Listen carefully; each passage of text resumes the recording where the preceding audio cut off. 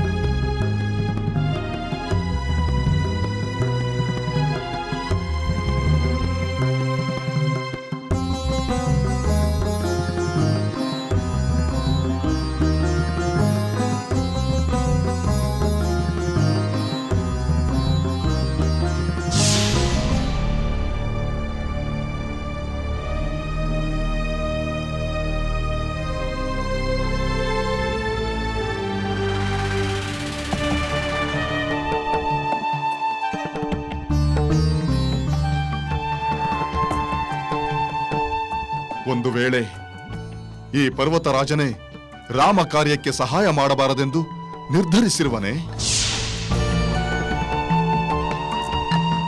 ಎಲೈ ಪರ್ವತನೇ, ಮಹಾನುಭಾವನಾದ ರಾಘವನ ಮೇಲೆ ನಿನಗೆ ಅನುಕಂಪ ಬರುತ್ತಿಲ್ಲವೇ? ಏಕೆ ನಿನ್ನಲ್ಲಿರುವ ವನಸ್ಪತಿಗಳನ್ನು ಕಾಣದಂತೆ ಮಾಡುತ್ತಿರುವೆ? ಆದರೆ ನಾನು ಸುಮ್ಮನಿರುವುದಿಲ್ಲ. ನನ್ನ ಭುಜಬಲದ ಪರಾಕ್ರಮದಿಂದ ನಿನ್ನನ್ನು ಹೇಗೆ ಪರಾಭವಗೊಳಿಸುತ್ತೇನೆಂದು ಈಗ ನೀನೇ ನೋಡುವೆ.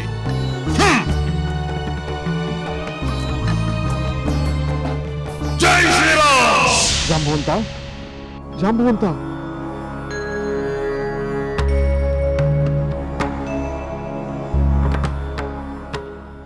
ವಿಭೀಷಣ, ಹನುಮಂತ ಔಷಧಿ ಲತೆಗಳನ್ನ ತೆಗೆದುಕೊಂಡು ಬಂದನೆ? ಇನ್ನೂ ಇಲ್ಲ. ಇನ್ನೂ ಅವನು ಬಂದಿಲ್ಲ ಜಾಂಬವಂತ. ಅವನ ಬರುವಿಕೆಗಾಗಿ ನಾನು ಕಾತುರದಿಂದ ಕಾಯುತ್ತಿದ್ದೇನೆ. ಏಕೋ ಏನೋ ಅವನು ಇನ್ನೂ ಬಂದಿಲ್ಲ. ವಾಯುಪುತ್ರನಾದ ಹನುಮಂತ ಪ್ರಚಂಡ ವೇಗವುಳ್ಳವನು. ಭೂಮಂಡಲದ ಒಂದು ತುದಿಯಿಂದ ಇನ್ನೊಂದು ತುದಿಗೆ ಕ್ಷಣ ಮಾತ್ರದಲ್ಲಿ ಹಾರಿ ಬರಬಲ್ಲ ಪ್ರತಾಪಿ. ಈ ವೇಳೆಗೆ ಬರಬೇಕಾಗಿತ್ತು. ತಡವಾಗುತ್ತಿರುವುದನ್ನು ನೋಡಿದರೆ ಏಕೋ ಆತಂಕವಾಗುತ್ತಿದೆ.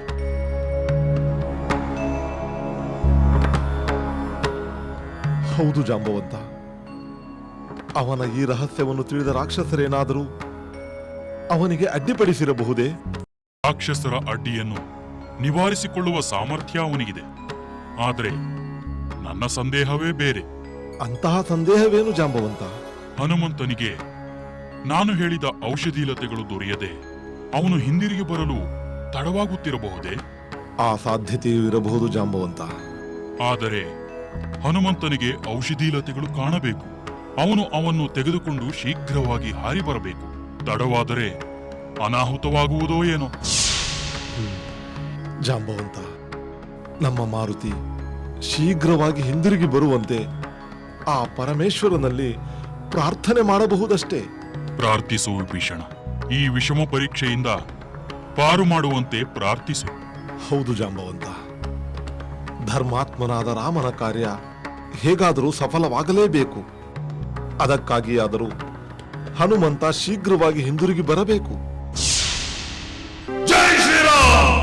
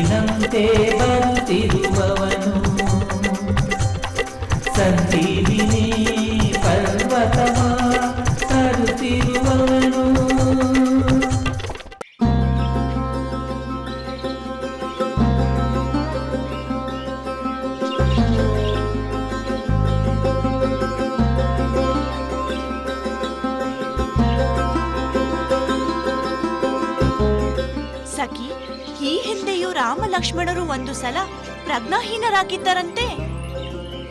ಹೌದು, ಆದರೆ ಅವರು ಆ ನಂತರ ನಾಗಪಾಶದಿಂದ ವಿಮುಕ್ತರಾದರಂತೆ. ಅಷ್ಟೇ ಅಲ್ಲ, ಮತ್ತೆ ಅವರು ಯುದ್ಧ ಮಾಡಿ ಅನೇಕ ರಾಕ್ಷಸ ವೀರರನ್ನು ಸಂಹರಿಸಿದರಂತೆ. ಹೌದು, ಕುಂಭಕರ್ಣನಂತ ಮಹಾವೀರನ ಸಂಹಾರವೇ ಆಗಿ ಹೋಯಿತು. ನಾಗಾಸ್ತ್ರದಿಂದ ಬಿಡುಗಡೆ ಹೊಂದಿದವರಿಗೆ ಬ್ರಹ್ಮಾಸ್ತ್ರದಿಂದಲೂ ಬಿಡುಗಡೆ ದೊರಕುತ್ತದೆ. ಮತ್ತೆ ಎದ್ದು ಅವರು ಖಂಡಿತ ವೀರಾವೇಶದಿಂದ ಯುದ್ಧ ಮಾಡುತ್ತಾರೆ. ನಿಮ್ಮ ಮಾತು ಸತ್ಯ. ಆ ಬ್ರಹ್ಮಾಸ್ತ್ರ ರಾಮಲಕ್ಷ್ಮಣರನ್ನು ಕೆಲವೇ ಕಾರಣ ಪ್ರಜ್ಞೆ ತಪ್ಪಿಸಬಹುದೇ ಹೊರತು ಸಂಪೂರ್ಣವಾಗಿ ಪರಾಜಯಗೊಳಿಸಲು ಸಾಧ್ಯವಿಲ್ಲ. ಹೌದೌದು, ಅದೇ ಸತ್ಯ. ನಾವಿನ್ನು ಹೊರಡೋಣವೇ?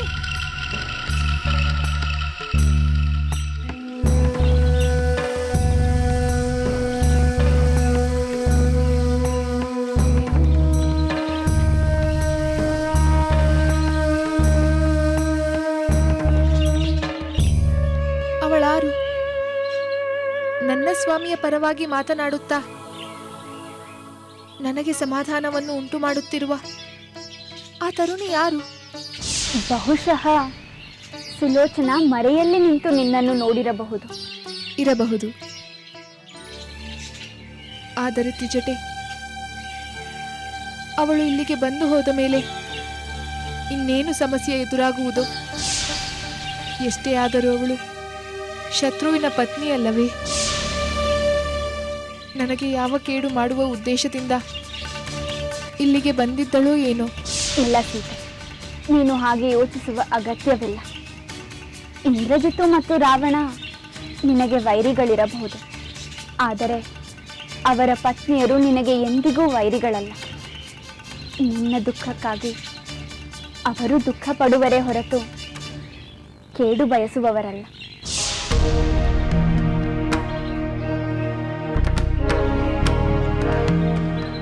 ಸಖಿ, ನಾನು ಹೇಳಿಕೊಟ್ಟಂತೆ ಹೇಳಿ ಉಪಕಾರ ಮಾಡಿದೆ. ಉಪಕಾರ ಏನಿಲ್ಲ ರಾಣಿ, ಸೀತೆಯ ಬಗ್ಗೆ ಇರುವ ನಿಮ್ಮ ಸದ್ಭಾವನೆಯೇ ನನ್ನ ಅಲ್ಪ ಸೇವೆ.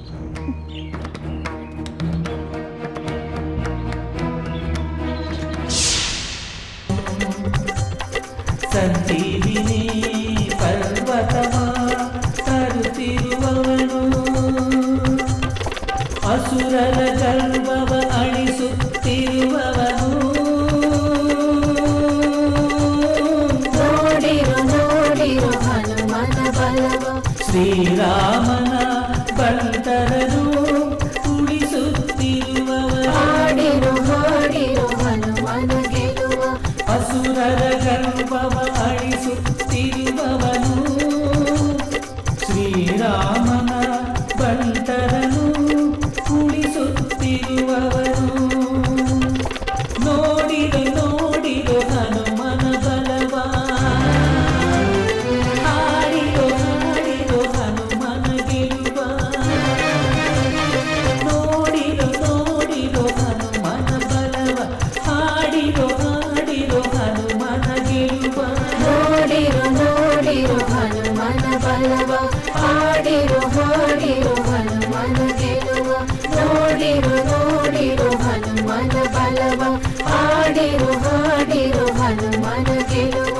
ನೋಡಿರೋ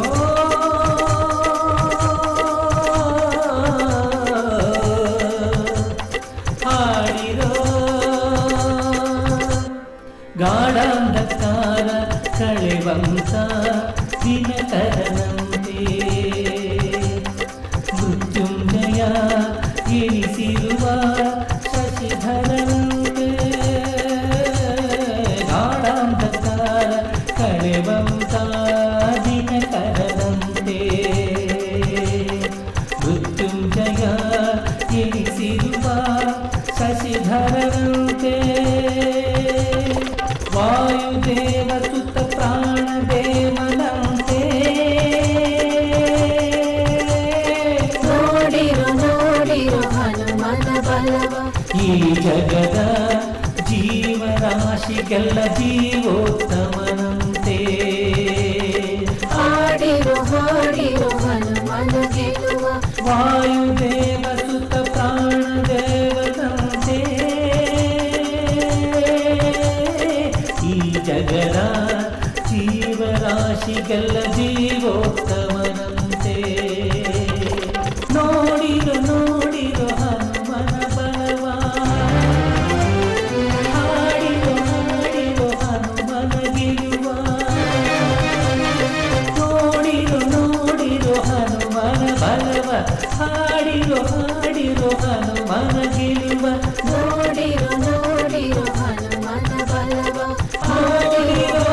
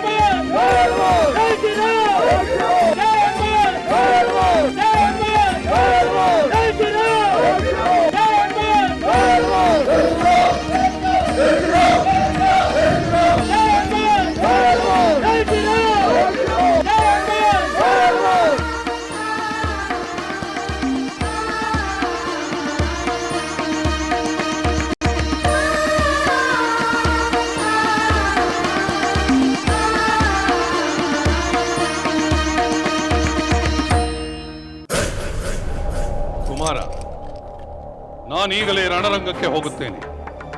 ಏಕೆ ತಂದೆ, ನೀವೇಕೆ ಹೋಗಬೇಕು? ನಿಶ್ಚಲರಾಗಿ ಮಲಗಿರುವ ರಾಮ ಲಕ್ಷ್ಮಣರನ್ನು, ಆ ವಾನರ ಸೈನ್ಯವನ್ನು ನಾಶ ಮಾಡಿ ಯುದ್ಧ ಸಮಾಪ್ತಿಯನ್ನು ಘೋಷಿಸುತ್ತೇನೆ. ಲಂಕೆ ಕೋಟೆಯ ಮೇಲೆ ವಿಜಯ ಧ್ವಜವನ್ನು ಹಾರಿಸುತ್ತೇನೆ. ಬೇಡ ತಂದೆ, ಬೇಡ. ನಿಸ್ತೇಜರಾಗಿ ಮಲಗಿರುವ ಆ ರಾಮ ಲಕ್ಷ್ಮಣರನ್ನು ಕೊಲ್ಲುವುದು ನಿಮ್ಮ ಘನತೆಗೆ ತಕ್ಕುದಲ್ಲ. ಅದು ನಿಮ್ಮ ಕೀರ್ತಿಗೆ ಕಳಂಕ ತರುತ್ತದೆ. ಹಾಗೆ ಬಿಟ್ಟರೆ, ಅವರು ಮತ್ತೆ ಜೀವ ತಳೆದು ಬಿಟ್ಟರೆ?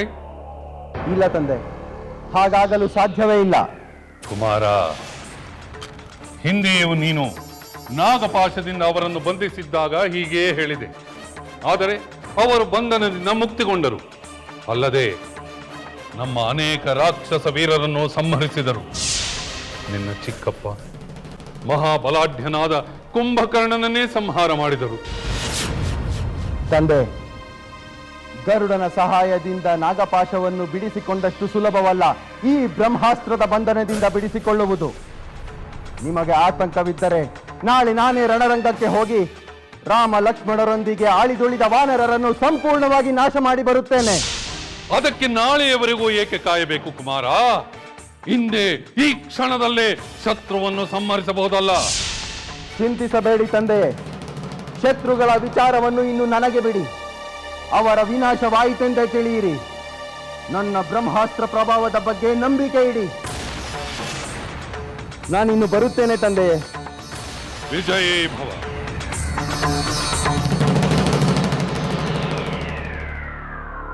ಇಂದ್ರಜಿತುವೇನೋ ಅದ್ಭುತವಾದ ಮಹಾಕಾರ್ಯವನ್ನೇ ಮಾಡಿದ್ದಾನೆ.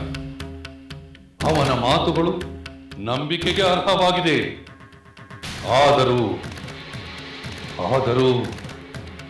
ನನ್ನ ಆತಂಕ ದೂರವಾಗುತ್ತಿಲ್ಲವಲ್ಲ.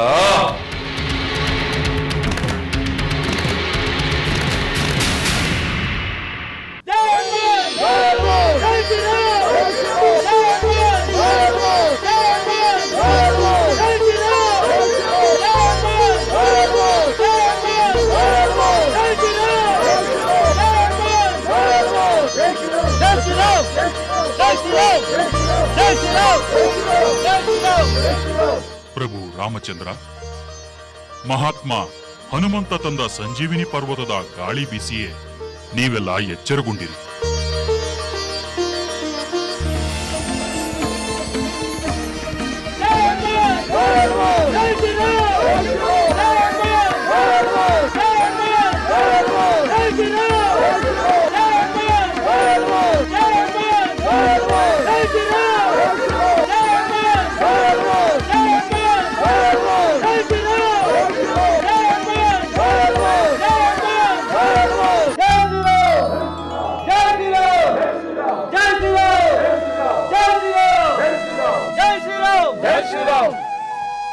ವಾನರ ವೀರರೇ, ನನಗೆ ಅತ್ಯಂತ ಪ್ರಿಯನು, ವಾನರ ಶ್ರೇಷ್ಠನೂ ಆದ ಹನುಮಂತ ನಮ್ಮೆಲ್ಲರಿಗೂ ಪುನರ್ಜನ್ಮ ನೀಡಿದ್ದಾನೆ.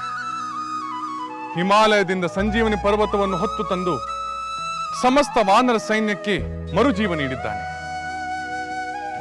ಇವನು ಮಾಡಿರುವ ಈ ಮಹಾಕಾರ್ಯವನ್ನು ಮಾತುಗಳಿಂದ ವರ್ಣಿಸಲಾಗದು.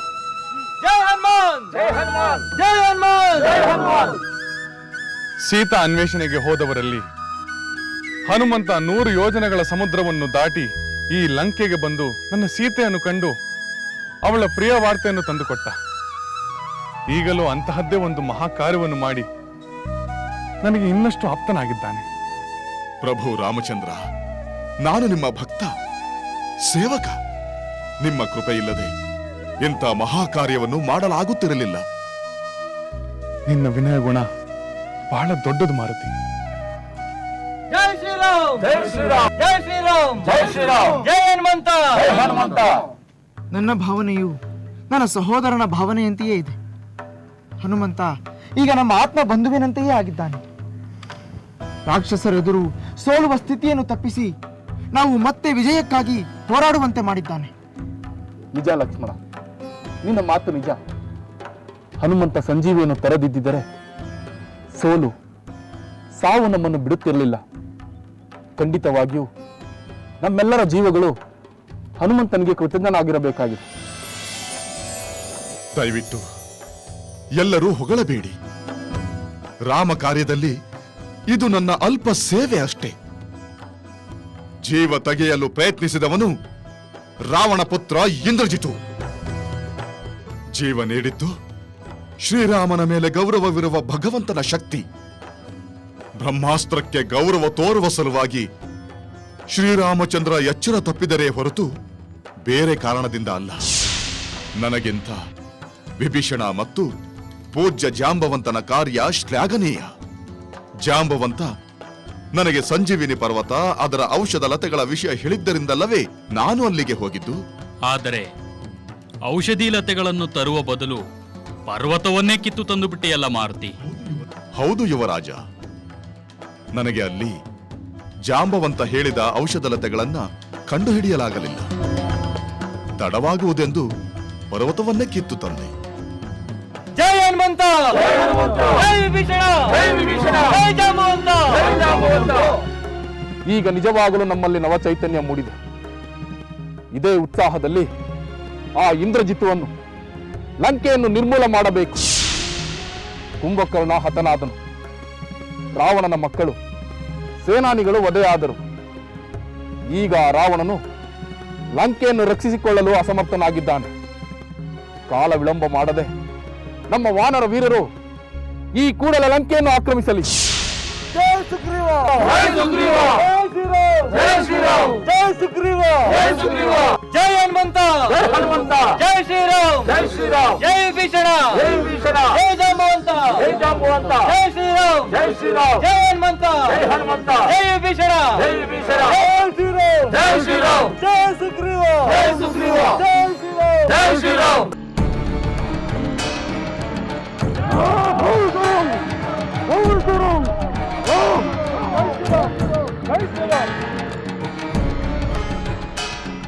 ವಾನರ ಯೋಧರೇ, ನಿಮ್ಮನ್ನು ಅಡ್ಡಿಪಡಿಸುವ ರಾಕ್ಷಸರೊಂದಿಗೆ ಧೈರ್ಯದಿಂದ ಹೋರಾಡಿ.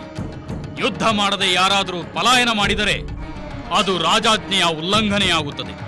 ಅಂಥವರನ್ನು ನೀವೇ ಹಿಡಿದು ಸಂಹರಿಸಿಬಿಡಿ. ನುಗ್ಗಿ, ಮುನ್ನುಗ್ಗಿ.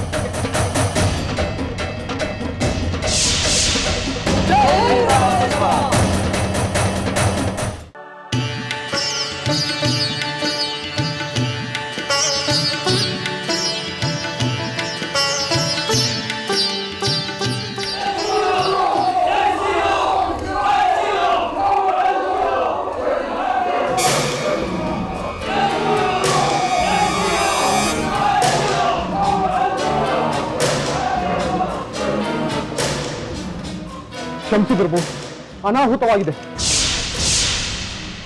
ಏನು ಅನಾಹುತ? ಹೊರಗಡೆ ಏನದು ಗದ್ದಲ? ಪ್ರಭು, ವಾನರ ಸೈನಿಕರು ಲಂಕೆಯನ್ನು ಪ್ರವೇಶ ಮಾಡಿದ್ದಾರೆ. ಅಂದು ಹನುಮಂತ ಲಂಕಾದಹನ ಮಾಡಿದಂತೆ ವಾನರರು ಮತ್ತೆ ಲಂಕಾದಹನ ಮಾಡುತ್ತಿದ್ದಾರೆ. ರಾಕ್ಷಸರನ್ನು ಮನಬಂದಂತೆ ಸಂಹರಿಸತೊಡಗಿದ್ದಾರೆ. ಹೀಗೆ ಬಿಟ್ಟರೆ ಅವರು ಅರಮನೆಯನ್ನು ಪ್ರವೇಶ ಮಾಡಬಹುದು. ಪ್ರಭು ದೂತ, ನೀನು ಏನು ಹೇಳುತ್ತಿರುವೆ? ಇಂದ್ರಜಿತುವಿನ ಬ್ರಹ್ಮಾಸ್ತ್ರದಿಂದ ರಣರಂಗದಲ್ಲಿ ನಿರ್ಜೀವವಾಗಿ ಬಿದ್ದಿದ್ದ ಕಪಿಗಳು ಲಂಕೆಯನ್ನು ಪ್ರವೇಶಿಸುವುದೆಂದರೇನು? ಸತ್ಯವನ್ನು ಹೇಳುತ್ತಿದ್ದೇನೆ ಪ್ರಭು. ಸತ್ತಿದ್ದಾರೆ ಎಂದುಕೊಂಡವರೆಲ್ಲ ಎದ್ದು ಬಂದು ವೀರಾವೇಶದಿಂದ ಯುದ್ಧ ಮಾಡುತ್ತಿದ್ದಾರೆ. ಅದು ಹೇಗೆ ಸಾಧ್ಯ? ಸತ್ತವರು ಎದ್ದು ಬರುವುದು ಅಸಂಭವ. ಪ್ರಭು, ಹನುಮಂತ ಹಿಮಾಲಯ ಪರ್ವತಕ್ಕೆ ಹಾರಿ ಹೋಗಿ ಔಷಧಿ ಲತೆಗಳಿರುವ ಸಂಜೀವಿನಿ ಪರ್ವತವನ್ನೇ ಹೊತ್ತು ತಂದ. ಆ ಔಷಧಿ ಲತೆಗಳ ಗಾಳಿ ಬೀಸಿದ ಕೂಡಲೇ ಅವರೆಲ್ಲ ನಿದ್ದೆಯಿಂದ ಎಚ್ಚರಗೊಂಡವರಂತೆ ಎದ್ದು ಕುಳಿತರು. ಅವರ ಗಾಯಗಳೆಲ್ಲ ಮಾಯವಾದವು.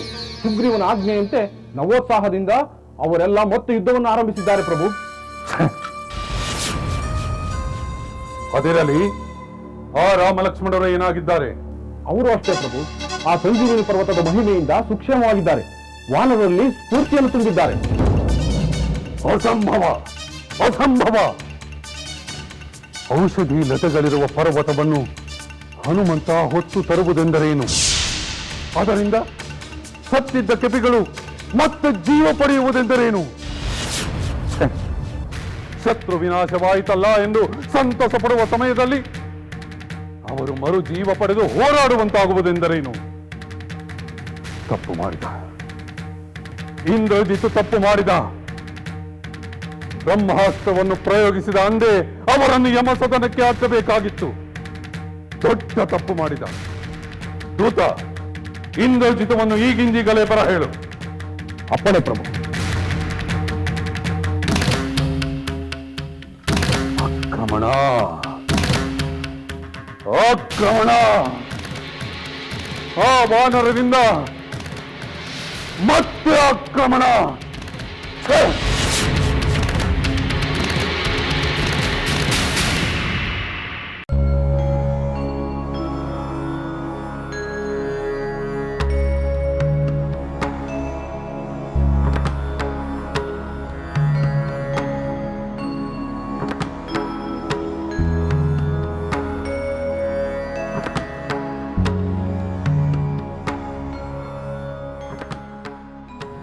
ಸೀತೆ, ನೀನು ಚಿಂತಿಸುತ್ತಿರುವೆಯಾ? ಈ ಅಶೋಕವನದಲ್ಲಿ ಬರೀ ಶೋಕವೇ ತುಂಬಿರುವ ನನಗೆ ಚಿಂತೆಯಲ್ಲದೆ ಬೇರೆ ಏನಿರಲು ಸಾಧ್ಯ? ಸೀತೆ, ಈಗ ನಾನು ಹೇಳುವ ವಿಷಯವನ್ನು ಕೇಳಿ ನೀನು ನಿಶ್ಚಿಂತೆಯಿಂದಿರಬಹುದು. ಹೌದೇ? ಹಾಗಾದರೆ ಉತ್ತರ ದಿಕ್ಕಿಗೆ ಹೋದ ಹನುಮಂತ ಮರಳಿ ಬಂದನೆ? ರಾಮ ಲಕ್ಷ್ಮಣರು ಎಚ್ಚರಗೊಂಡರೆ? ಹನುಮಂತ ಮರಳಿ ಬಂದದ್ದು ಆಯಿತು, ಹಿಮಾಲಯದಿಂದ ಔಷಧಿ ಲತೆಗಳಿದ್ದ ಸಂಜೀವಿನಿ ಪರ್ವತವನ್ನು ಹೊತ್ತು ತಂದದ್ದು ಆಯಿತು. ಆ ಪರ್ವತದ ಗಾಳಿ ಬೀಸಿದ್ದರಿಂದಲೇ ರಾಮ ಲಕ್ಷ್ಮಣರು ನಿದ್ದೆಯಿಂದ ಎದ್ದವರಂತೆ ಎಚ್ಚರಗೊಂಡದ್ದು ಆಯಿತು. ಹೌದೇ ತ್ರಿಜಟೆ? ಇದು ನಿಜವೇ? ರಾಮ ಲಕ್ಷ್ಮಣರು ಎಚ್ಚರಗೊಂಡರೆ? ನಿನ್ನ ಮಾತಿನಿಂದ ನನಗೆಷ್ಟು ಸಂತೋಷವಾಗುತ್ತಿದೆ ಗೊತ್ತೇ? ಸಂದೇಹವೇ ಇಲ್ಲ. ರಾಮ ಲಕ್ಷ್ಮಣರು ಮಾತ್ರವಲ್ಲ, ಇಂದ್ರಜಿತುವಿನಿಂದ ಮೃತ್ಯುವಶರಾಗಿದ್ದ ಎಲ್ಲ ವಾನರರು ಬದುಕಿಕೊಂಡಿದ್ದಾರೆ. ಇನ್ನೂ ಒಂದು ವಿಷಯ, ವಾನರ ರಾಜ ಸುಗ್ರೀವನ ಆಜ್ಞೆಯಂತೆ ವಾನರ ಸೈನ್ಯ ಲಂಕೆಗೆ ಮುತ್ತಿಗೆ ಹಾಕಿದೆ. ಆ ಯುದ್ಧದ ಕೋಲಾಹಲ ನಿನಗೆ ಕೇಳಿಸುತ್ತಿದೆಯಲ್ಲವೇ?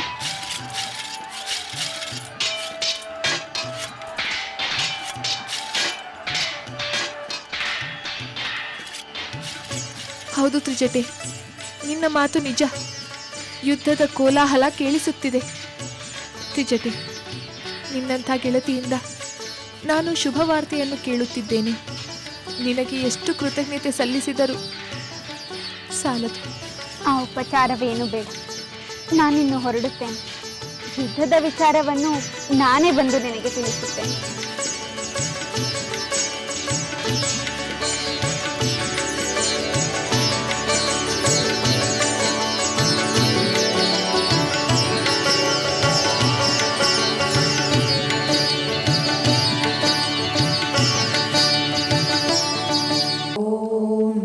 ಶಿವಾಯ ಓಂ ನಮಃ ಶಿವಾಯ ಓಂ ನಮಃ ಶಿವಾಯ ಓಂ ನಮಃ ಶಿವಾಯ ಓಂ ನಮಃ ಶಿವಾಯ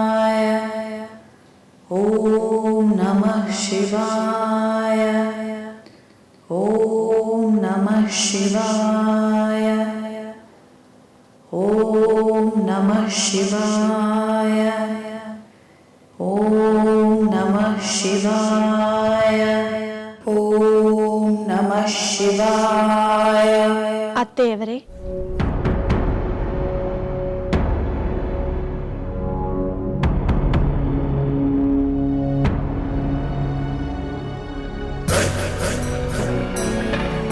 ಪ್ರಣಾಮಗಳು. ಬಾ ಸುಲೋಚನಾ, ನಿನಗೆ ವಿಷಯ ತಿಳಿಯುತ್ತೆ ಸುಲೋಚನಾ? ರಾಮ ಲಕ್ಷ್ಮಣರು ಎಚ್ಚರಗೊಂಡಿರುವ ವಿಷಯ ತಾನೇ? ಹೌದು ಸುಲೋಚನಾ, ಹನುಮಂತನು ಔಷಧಿಯ ಲತೆಗಳಿರುವ ಸಂಜೀವಿನಿ ಪರ್ವತವನ್ನೇ ಹೊತ್ತು ತಂದನಂತೆ. ಅದರಿಂದ ರಾಮ ಲಕ್ಷ್ಮಣರು ಮಾತ್ರವಲ್ಲ, ರಣಭೂಮಿಯಲ್ಲಿ ಬಿದ್ದಿದ್ದ ವಾನರ ಸೈನ್ಯವೇ ಎಚ್ಚರಗೊಂಡಿತಂತೆ. ನನಗೂ ತಿಳಿಯಿತು. ಆ ವಾನರು ಈಗ ನವ ಉತ್ಸಾಹದಿಂದ ಯುದ್ಧಕ್ಕೆ ಸಿದ್ಧರಾಗಿರುವರಂತೆ. ಅದರಿಂದ ಆ ಪತಿವ್ರತೆಯ ಮುಖದಲ್ಲಿ ಸಂತೋಷ ಕಾಣಬಹುದು. ಆದರೆ ನಮ್ಮ ಪಾಲಿಗೆ ಏನು ಕಾದಿದೆಯೋ ಏನೋ. ಅಂದರೆ ಯುದ್ಧದಲ್ಲಿ ನಮ್ಮ ಪಾಲಿಗೆ ಪರಾಭವ ಕಾದಿದೆ ಎಂದು ನಿಮ್ಮ ಅರ್ಥವೇ? ಸುಲೋಚನಾ, ಯುದ್ಧವೆಂದ ಮೇಲೆ ಒಬ್ಬರು ಗೆಲ್ಲಬೇಕೆಂದರೆ ಇನ್ನೊಬ್ಬರು ಸೋಲಲೇಬೇಕು. ಆ ಸೋಲು ನಮಗೆ ಕಾದಿದೆಯೇ? ಶಕ್ತಿ ಸಾಮರ್ಥ್ಯಗಳಲ್ಲಿ, ವರಗಳ ಬಲದಲ್ಲಿ ನನ್ನ ಪತಿ ನಿನ್ನ ಪತಿ ಇಬ್ಬರೂ ಅಜೇಯರೇ. ಆದರೆ ನಾನು ಮೊದಲೊಂದು ಸಲ ಒಂದು ದೋಷ ಅದನ್ನು ನಾಶಗೊಳಿಸಬಹುದು. ಆ ದೋಷಕ್ಕೂ ಏನಾದರೂ ಪರಿಹಾರ ಮಾರ್ಗವಿರಬೇಕಲ್ಲವೇ? ಅದು ನನಗೆ ತಿಳಿದಿದ್ದರೆ ನಾನೇಕೆ ಸುಮ್ಮನೆ ಇರುತ್ತಿದ್ದೆ ಸುಲೋಚನಾ? ದೈವ ಸಂಕಲ್ಪವೇನಿದೆಯೋ ಅದೇ ನಡೆಯುತ್ತದೆ. ಅದನ್ನು ತಡೆಯಲು ನಾವು ಯಾರು?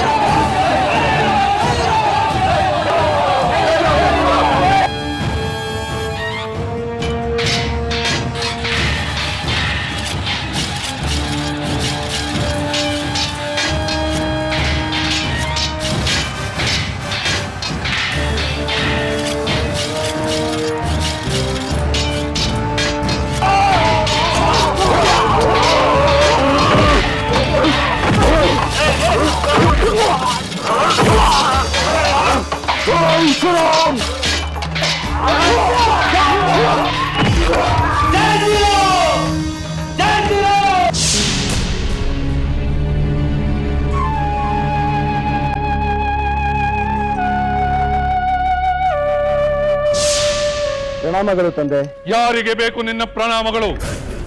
ನನಗೆ ಬೇಕಾಗಿರುವುದು ವಾನರರ ಸೋಲು, ರಾಮ ಲಕ್ಷ್ಮಣರ ಸಾವು. ನಿನ್ನ ಮಾತು ಕೇಳಿಕೊಂಡು ನಾನು ನೆಮ್ಮದಿಯಾಗಿದ್ದೆ. ಈಗೇನಾಗಿದೆ ಗೊತ್ತೇ? ಆ ವಾನರರು ಲಂಕೆಯ ಮೇಲೆ ಆಕ್ರಮಣ ಮಾಡಿ ಅವಾಂತರ ಉಂಟು ಮಾಡುತ್ತಿದ್ದಾರೆ. ಅದರ ಕೋಲಾಹಲ ನಿನಗೆ ಕೇಳಿಸುತ್ತಿಲ್ಲವೇ?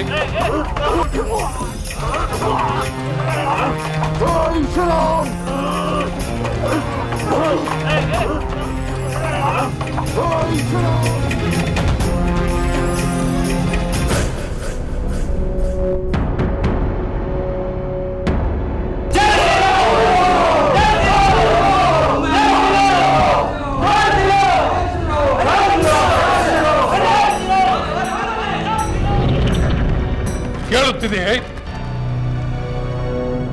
ಕೇಳುತ್ತಿದೆ ತಂದೆ. ಇದು ಹೇಗೆ ಸಾಧ್ಯವಾಯಿತು?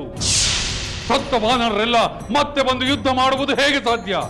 ಏನಾಯಿತು ನಿನ್ನ ಬ್ರಹ್ಮಾಸ್ತ್ರ? ಅದು ಏಕೆ ವಿಫಲವಾಯಿತು? ತಂದೆ, ಹನುಮಂತ ಹಿಮಾಲಯಕ್ಕೆ ಹೋಗಿ ಸಂಜೀವಿನಿ ಪರ್ವತ ತಂದಿದ್ದರಿಂದ ಸತ್ತವರಿಗೆ ಪುನರ್ಜೀವ ಲಭಿಸಿದೆ. ಹೀಗಾಗುವುದೆಂದು ನಾನು ನಿರೀಕ್ಷಿಸಿರಲಿಲ್ಲ. ಹೀಗಾಗುವುದೆಂದು ನನಗೆ ಮೊದಲೇ ಸಂದೇಹವಿತ್ತು. ಅದಕ್ಕೆ ನಾನು ನಿನಗೆ ಎಚ್ಚರಿಕೆ ಕೊಟ್ಟಿದ್ದೆ. ಆ ರಾಮ ಲಕ್ಷ್ಮಣರನ್ನು, ವಾನರರನ್ನು ಶಾಶ್ವತವಾಗಿ ಮೇಲೆ ಏಳದಂತೆ ಮಾಡಬೇಕೆಂದು ನಿನಗೆ ಹೇಳಿದ್ದೆ. ಆದರೆ ನೀನು ನನ್ನ ಮಾತನ್ನು ನಿರ್ಲಕ್ಷಿಸಿದೆ. ಅದರ ಪರಿಣಾಮವೇ ಈ ಆಕ್ರಮಣ. ಈಗೇನು ಮಾಡಬೇಕು ನೀನೇ ಹೇಳು. ಯುದ್ಧ ಮಾಡುತ್ತೇನೆ ತಂದೆ. ಈಗಲೇ ಯುದ್ಧ ಭೂಮಿಗೆ ಹೋಗಿ ಭಯಂಕರ ಯುದ್ಧ ಮಾಡುತ್ತೇನೆ. ಹಿಂದೆಂದು ಯಾರು ಕಂಡರಿಯದಂತಹ ಭೀಕರ ಯುದ್ಧ ಮಾಡುತ್ತೇನೆ. ನಾನಿನ್ನು ಬರುತ್ತೇನೆ.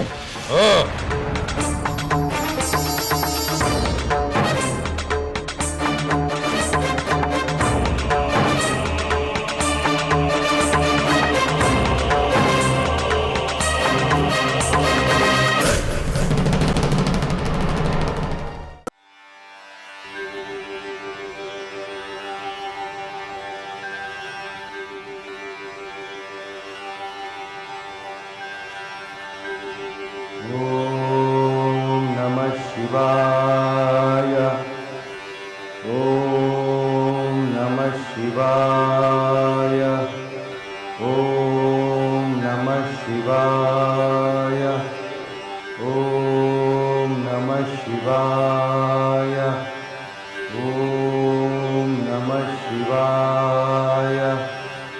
ಓಂ ನಮಃ ಶಿವಾಯ. ಓಂ ನಮಃ ಶಿವಾಯ. ಓಂ ನಮಃ ಶಿವಾಯ. ಓಂ ನಮಃ ಶಿವಾಯ.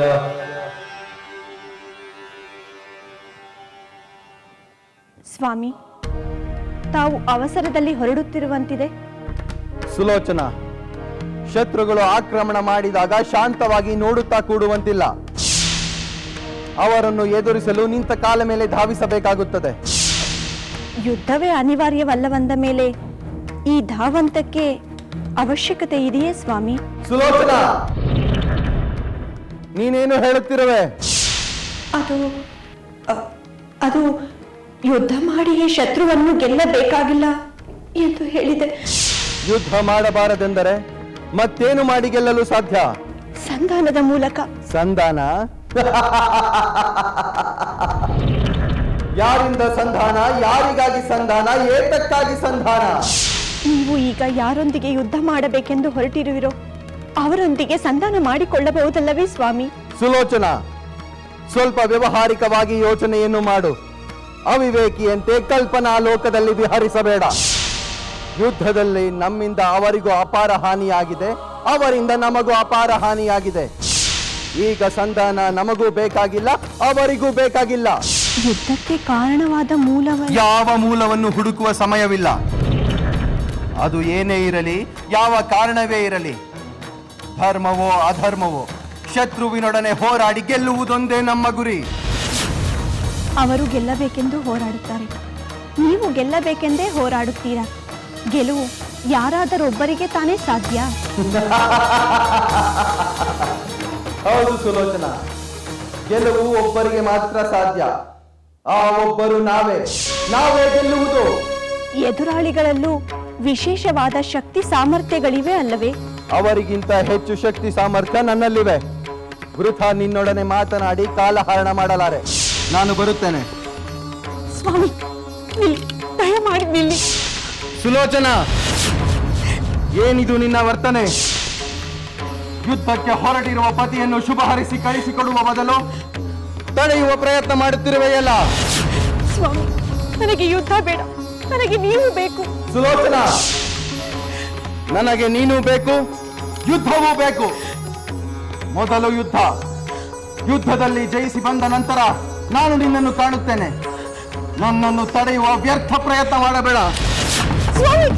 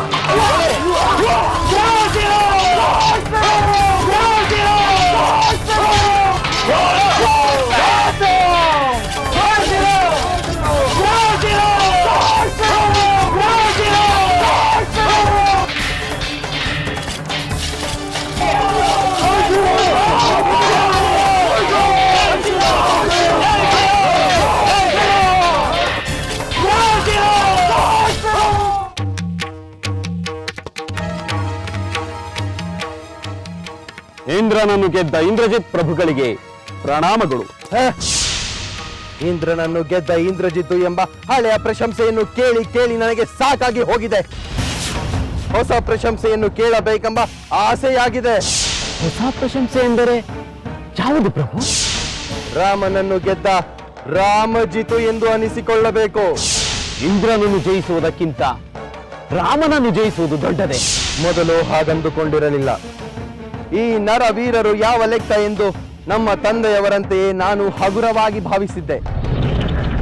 ಆದರೆ ಅವರು ಯಾವಾಗ ನನ್ನ ನಾಗಾಸ್ತ್ರ ಮತ್ತು ಬ್ರಹ್ಮಾಸ್ತ್ರಗಳ ಬಂಧನದಿಂದ ಪಾರಾದರೋ ಅವರು ಸಾಮಾನ್ಯರಲ್ಲ ಅನಿಸುತ್ತಿದೆ. ಕುಂಭಕರ್ಣನಂತ ಮಹಾವೀರರನ್ನೇ ಸಂಹರಿಸಿದ ಆ ರಾಮನನ್ನು ಗೆಲ್ಲುವುದು ದೊಡ್ಡದೇ ದೂತ. ಅಂದರೆ ಆ ರಾಮನನ್ನು ಗೆಲ್ಲಲು ವಿಶೇಷ ಯಜ್ಞ ಮಾಡಲು ಬಂದಿರುವಿರಾ ಪ್ರಭು? ಹೌದು. ಹಿಂದೆ ನಾನು ಯಾಗ ಮಾಡಿ ಬ್ರಹ್ಮಾಸ್ತ್ರವನ್ನು ಪ್ರಯೋಗಿಸಿದ್ದರಿಂದ ಅವರು ಮೂರ್ಛೆ ಹೋದರು, ಮೃತ್ಯುವಶವಾಗಲಿಲ್ಲ. ಆದರೆ ಈ ಸಲ ನಾನು ಪ್ರಯೋಗಿಸುವ ಅಸ್ತ್ರದಿಂದ ಅವರನ್ನು ಯಮನಿಗೆ ಅತಿಥಿಗಳನ್ನಾಗಿ ಮಾಡಬೇಕು. ಯಾಗಕ್ಕೆ ಬೇಕಾದ ಬಲಿಯನ್ನು ತೆಗೆದುಕೊಂಡು ಬಾ, ಬೇಗ ಹೋಗು. ಅಪ್ಪಣೆ ಪ್ರಭು.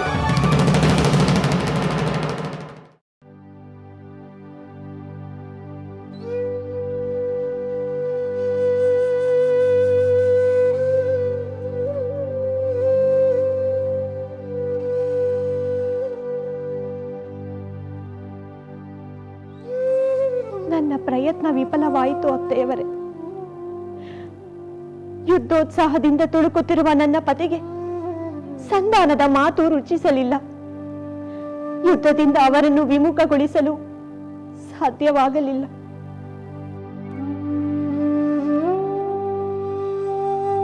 ಮಗಳೇ, ಇದೇನು ಹೊಸ ವಿಷಯವೇ? ಹಠ ಅಹಂಕಾರಗಳಲ್ಲಿ ತಂದೆಗೂ ಮಗನಿಗೂ ಯಾವ ವ್ಯತ್ಯಾಸವೂ ಇಲ್ಲ. ನನ್ನ ಪತಿಯನ್ನು ತಡೆಯಲು ನಾನು ವ್ಯರ್ಥ ಪ್ರಯತ್ನ ಮಾಡಿದೆ. ನಿನ್ನ ಪತಿಯನ್ನು ತಡೆಯಲು ನೀನೂ ವಿಫಲ ಪ್ರಯತ್ನ ಮಾಡಿದೆ. ಈ ದಿನ ನಿನ್ನ ಪತಿ ರಣರಂಗಕ್ಕೆ ಧಾವಿಸಿದ. ನಾಳೆ ನನ್ನ ಪತಿಯು ರಣರಂಗಕ್ಕೆ ಧಾವಿಸುತ್ತಾರೆ. ಈ ಪತ್ನಿಯ ತಾಯಿಯ ಸಂಕಟ ಅವರಿಗೋ ಅರ್ಥವಾಗುವುದಿಲ್ಲ. ಅತ್ತೆಯವರೇ, ಆ ಸೀತೆಯನ್ನು ಕಂಡಾಗಿನಿಂದ ನನ್ನ ಹೃದಯ ಮರುಗುತ್ತಿದೆ. ಆ ಸೀತೆಯನ್ನು ರಾಮನಿಗೆ ಒಪ್ಪಿಸಿ ಬಿಟ್ಟಿದ್ದರೆ ಅವಳ ದುಃಖವು ಕೊನೆಯಾಗುತ್ತಿತ್ತು. ನಾವು ಇಂದು ಹೀಗೆ ತಳಮಳಿಸುವಂತಿರಲಿಲ್ಲ. ಅದೆಲ್ಲ ಮುಗಿದು ಹೋದ ಕಥೆ ಮಗಳೇ. ವಿಭೀಷಣನಿಗಿಂತ ಆಪ್ತ ಸಲಹೆ ನೀಡುವವರು ಬೇರೆ ಯಾರಿದ್ದರು? ಸೀತೆಯನ್ನು ರಾಮನಿಗೆ ಒಪ್ಪಿಸಿ ಈ ಯುದ್ಧದ ಅನಾಹುತಗಳನ್ನು ತಡೆಯುವಂತೆ ಅವನು ಎಷ್ಟೆಲ್ಲ ಹೇಳಿದ, ಎಷ್ಟೆಲ್ಲ ಪ್ರಯತ್ನ ಪಟ್ಟ. ಆದರೆ ಅದರ ಫಲವೇನಾಯಿತು? ಅವನನ್ನೇ ಶತ್ರುವಿನಂತೆ ಕಾಣಲಾಯಿತು. ಕಡೆಗೆ ಅವನು ಸೋದರನನ್ನೇ ತ್ಯಜಿಸಿ ಶತ್ರುಗಳಿಗೆ ಶರಣಾಗುವಂತಾಯಿತು. ಈಗ ಅವನು ನಮ್ಮ ವಿರುದ್ಧವಾಗಿಯೇ ಯುದ್ಧ ಮಾಡುವಂತಾಗಿದೆ.